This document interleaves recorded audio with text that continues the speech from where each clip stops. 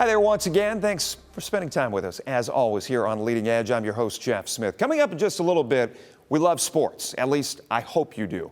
But there's an ugliness to sports sometimes, and sometimes it's rather confusing. We'll dive into it with sports host Anthony Bellino in just a moment. But first, you talk with the administrators, you talk with the board members, and leading up to November 4th, Perrysburg School District was about to face a death sentence, cutting athletics, music, clubs, transportation, all to be eliminated in order to save up to $6 million. Or there was another option. Voters would buck a recent trend and support a $7.83 mil operating levy costing a resident with a home valued at about $100,000, about $274 per year. In the process, raising $11 million to support school operations, including staffing, academics, and student programming. As I'm sure you know by now, more than 66% of voters passed that levy request. And in a town of 25,000, about 10,000 took the time to actually head out and go to the ballot box and push that thing through. Joining me now is interim superintendent Dr. Kadee Anstadt. Thanks for being here. I appreciate it. Is anything sticking your craw about the fact that the numbers, as far as what actually went to the ballot box and how much talk, positive or negative, was out there about this thing? You know, every time I met with people, I talked about how important this election was to Perrysburg. Honestly, in Perrysburg, it was just a local election. There's no big statewide issue on the ballot. So they were voting for mayor, they were voting for council. If they lived in the township, they were voting for trustee. Really, we were voting, and police. Yep, and the township was police. Yeah. Really, this was about what kind of community do we want to live in? And I think the people showed up. I mean, this was an election that didn't have the big draw, and still people went to the ballot box, so we're grateful. I want to put you on the spot because we did so the night of the election, but I want to just, for our audience, a death sentence was a huge pitch to the people of Perrysburg, and it was 100% legit. It was. I wished every minute of it. I was kidding. There's nobody that wants to walk into that, certainly not me. This is a district I love. I worked a lot of years there before I left. You cut your teeth there, right? I did cut my teeth there, my leadership teeth for sure.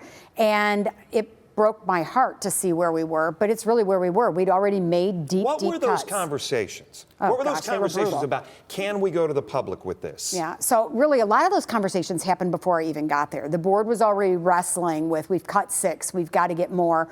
The treasurer sets a target based on what's going on, and that target was another $6 million. It is really tough when you've already cut 50 plus positions in a district our size to cut 50 more. Yeah. So really, when we sat down after meetings and meetings and meetings with boards, with administrators, and really what we realized is we just couldn't get to that target without cutting busing and athletics. No one wants to do that, certainly not me. I think, Jeff, the position that I was in that is maybe different from others, I know I'm there for 1 year. I was there to tell the truth, to help people that I love and that I've worked with for a lot of years, and to try to get this community to realize what they were about to lose. Were you feeling polls from politicians? Were you feeling stuff from the city administration? Anything along those lines saying, if you guys do this, it's going to be a major punch to the gut? What I loved about the city administration was how they came to the table for us. They really said, we're with you here. And I think that there's always some shyness about that, especially if you're running for office. You know, nobody wants to raise their hand and say, I support that, if, you know, thousands of people come out against you. And we know that these elections a lot of times now are played on social media. Whether I like that or not, that's where they're played out. And so we played in that social media sandbox quite a bit, which was new for us.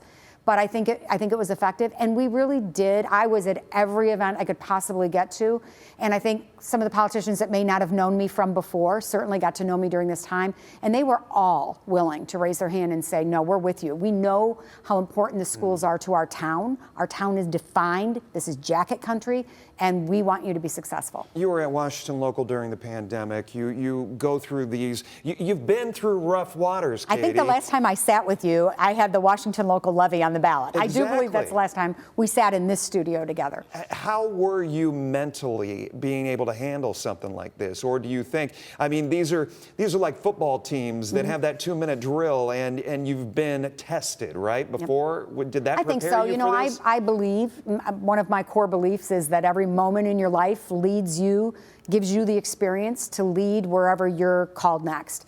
The intestinal fortitude? The intestinal fortitude. And honestly, I was feeling a little chippy because I care so deeply for this district. I know the quality that they deliver, and I was feeling a little chippy about people picking on them because there's nothing to pick on there. I mean, certainly we all have areas to improve, but this is a district that over and over again has performed at a very high level with educators that are so committed to students, and I didn't love that they were being attacked. Do the naysayers have a beef? I mean, do they have a legitimate beef to say there should be cuts to the administration size, the Commodore building should be used for other purposes? I mean, there are a lot of things out there, and a lot of the pitch was either or, not necessarily both and going forward. You know, everybody throws things at you, but when you look at a district that performs at this level, that does it for less than the state average, $1,000 less than the state average per pupil, when our administration costs are over $250 less than the state average, there really isn't a beef here.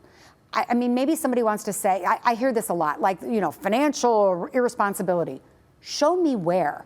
All I know is that everybody I come into contact with every day, and I'm out in the buildings, I'm on the street, right? I am out there.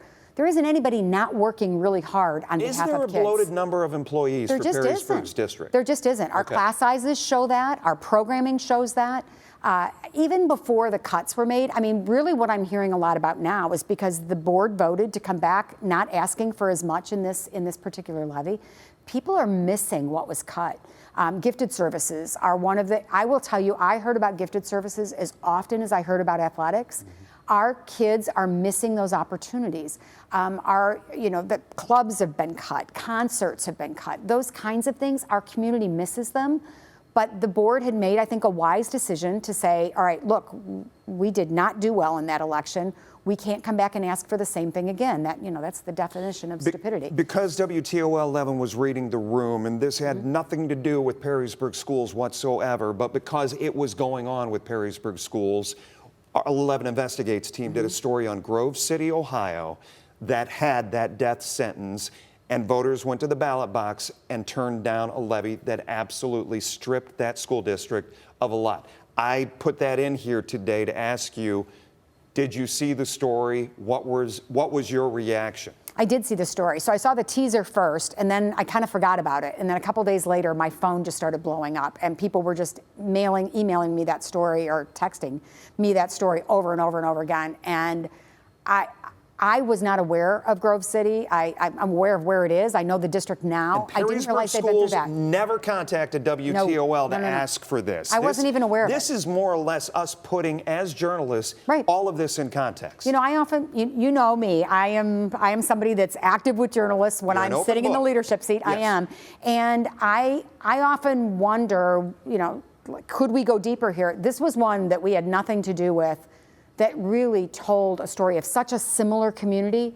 And it was, honestly, I think it made a lot of people say, oh my gosh, this could happen here. We got about a minute and a half left. I wanted to ask you, Tom Hostler, obviously for a long time, love him, hate him as far as the community is concerned, but was there that kind of Trump derangement syndrome with Tom Hostler, do you think, in the community? I think there were people, certainly I heard it, that were calling for that. I can tell you, I worked directly with him. I did my leadership with him while I was at Perrysburg Schools. I am so excited about him being at the state level because I think it expands the influence that he will have, and I think it's much needed at the state level. He is a brilliant leader, but I think in this case, there were just people that they needed something different. I'm a different face. I'm only there for a year, but I am a different face. Well, that's just it. You're still working with the University of Findlay. I am. You are in here until July 31st. What does your successor need to be? Oh, I think they need to be a strong leader. I think more than ever, I see superintendents needing to be politically very savvy, not just in their local community, but I think at the state level, at the national level, and a really strategic thinker. They're inheriting the most incredible team. Great teachers, great administrators, amazing students, amazing families. The next leader here will be so lucky. Oh, it was a big moment in time, I know, for the community and for you as far as getting that thing through. 4 times it went down, and now finally it goes through, and it looks like a brighter future. It's a much brighter future for our students. It is. Dr. Anstead, great to have you here It as was my always. pleasure, always. We appreciate it. Stay right there. Coming up next on Leading Edge, scandal and change for some of those teams and players that we hold so dear. We need that leather couch moment to get us through it. Your appointment with me is next. Welcome back. It's hard to be a sports fan sometimes, you know what I mean? You put so much faith into the system, and sometimes that system lets you down. Not to mention, there's been a seismic shift in college athletics that I know a lot of you are still trying to grasp. I had the chance this week to talk to one of our region's most well-connected sports hosts, Anthony Bellino, joining me this week on Leading Edge. I guess first and foremost, I would rather, and I'm sure you would, I would rather have a world with sports than one without. However, when things like this happen, it really is a punch in the gut to the sports fan, is it not? You know, when we take a look at the direction that sports have gone increasingly, and I would just say, you know, sports today are a lot different than they were 3 years ago, 5 years ago, 10 years ago. Everything is happening so fast and the changes are so drastic that it's very difficult for a lot of us who remember sports the way that they once were to try to explain that to a young person who might be a fifth grader now, where they're receiving all of this information as it's coming. And how do we have these discussions with kids? Or do you think we were just naive as youngsters and it's always been this way? You know, when it comes to the most recent developments in MLB, you can go all the way, you know, as far back as the Black Sox scandal, right? I mean, so that this has always been a part of it. I think there was a little bit of the naivety to it that you want to believe that it is a certain way. And I'm sure there's always some bad actors. There are in every single career field. So those people do exist. They're everywhere. But I just think that right now, with all of the different storylines that are happening, you have all of the craziness that is college football coaches, for example, being fired, NIL in college athletics, transfer portal in college athletics. The fact that the NCAA was going to allow college players to bet on professional sports until Greg Sankey, of all people, the SEC, said, everybody hold your horses. Like, that was supposed to happen November 1st. It then got pushed back to November 20th. So that's a good rule. Like, let's push this back and let's think about, now that we're giving kids all this cash, maybe we shouldn't allow them to bet on sports, because we have 3 different schools that have been implicated and 6 players that have been banned for betting right now. That just came down the pipeline last week from the NCAA. You've got the MLB scandals. You've had NFL, NBA players, Chauncey Billups, Damon Jones, Terry Rozier, Jonte Porter. All of this is happening, and it's all happening so fast that the toothpaste is completely out of the tube, Jeff. And I don't know at what point we can kind of wrangle all of this back together. I guess bring viewers into your circles a little bit. And I mean, what are the conversations that you're hearing amongst, you know, former professional athletes and people who are in the college game, especially with what the Guardian story is? And you brought up Billups, and obviously everybody holds that name so near and dear to their hearts as far as Detroit history is concerned with the Pistons. But what are people saying? What are the conversations you're a part of, you're hearing? At the collegiate level, a lot of the people that I talk to, I would say that the number one word that I know how to describe this, I would use the word fear. I honestly think that that's probably the best way to describe it. They're fearful of the direction that things are headed.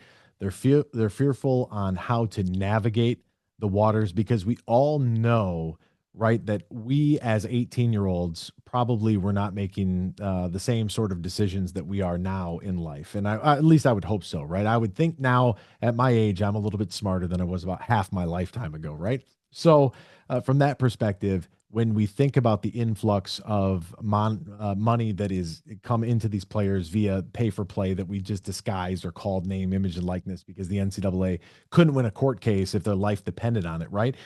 We have all of this cash coming in.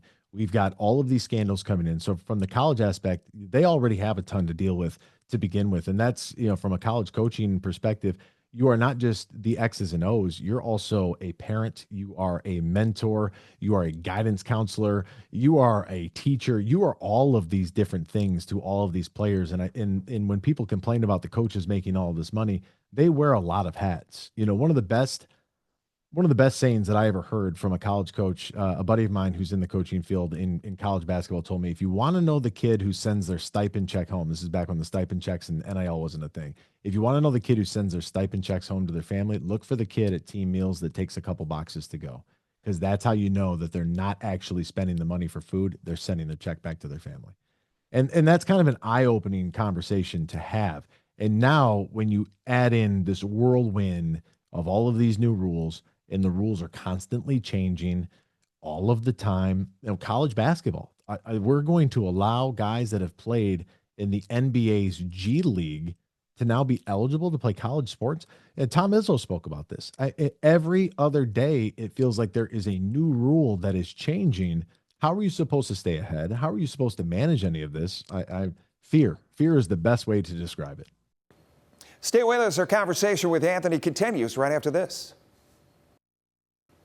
Welcome back. We live at a spot where there's so much love for the Detroit Tigers. I grew up a Reds fan, but of course, there are a lot of you out there who love the Tribe, aka the Guardians, and the punch to the gut with a head scratcher of an investigation into prop bets and alleged intentional pitches. You're looking at, throwing away hundreds of thousands of dollars to tens of millions of dollars for your professional contract over what?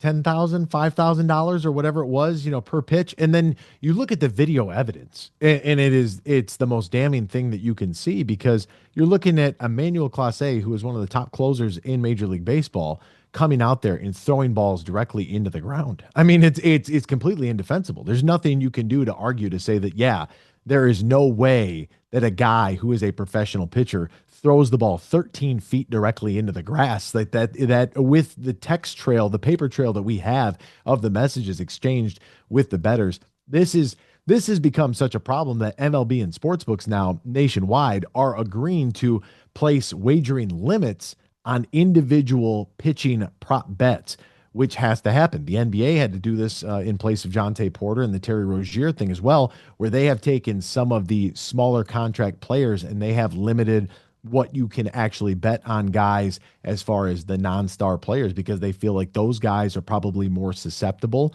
to manipulation of the numbers. The good thing that has come of the gambling and the legalization of it is that we now have the systems in place to be able to shine a light on stuff that was once so taboo that it was happening in a room somewhere that it was never talked about.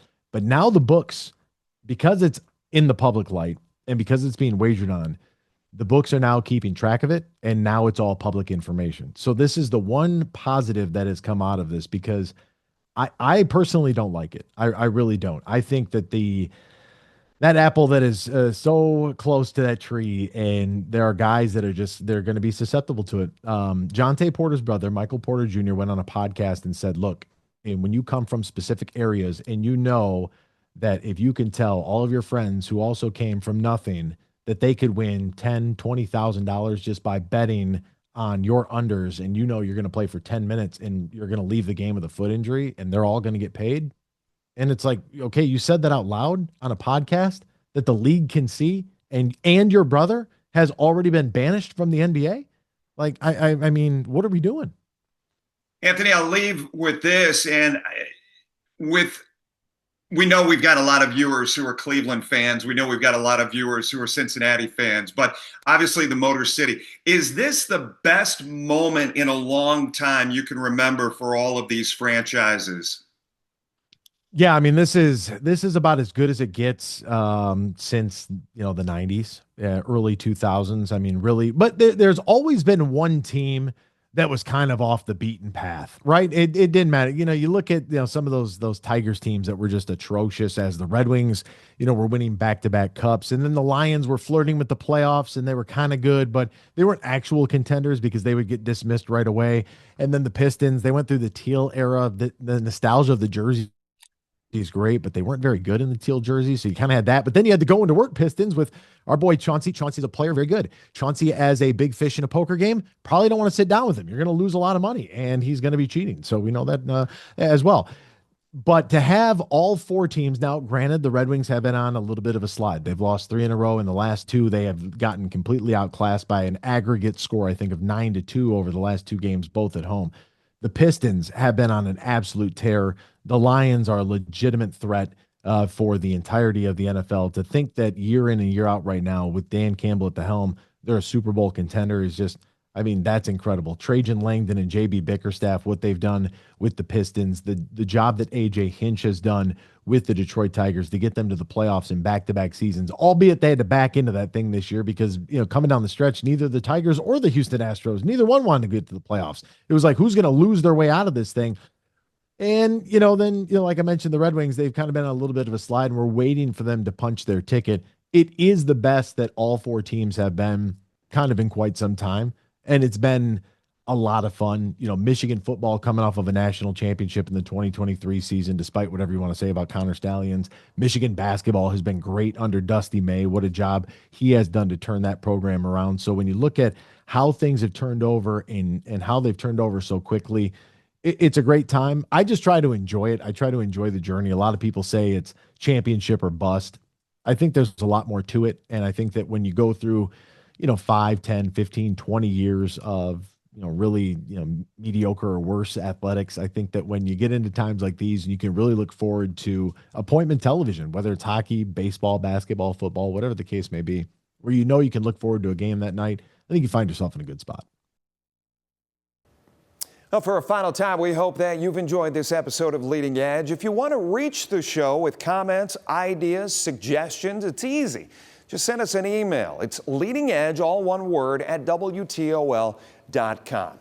We appreciate you being here each and every week. Thank you so much for joining us. Until next time, listen, learn, and lead.